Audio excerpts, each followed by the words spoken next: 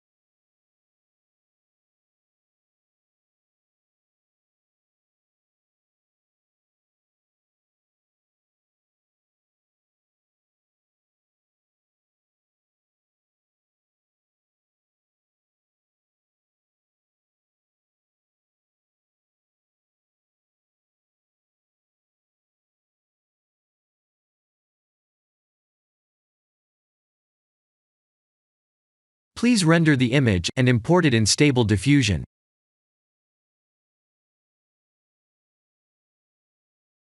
I'll share the full prompts in the description below.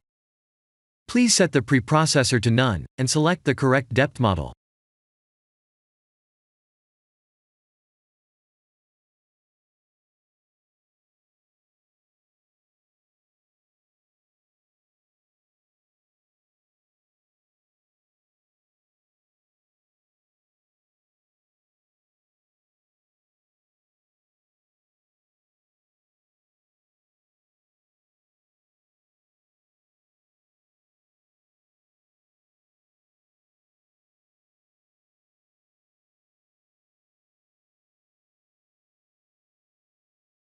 Now that the AI knows what we need, let's send this result to image to further enhance the details.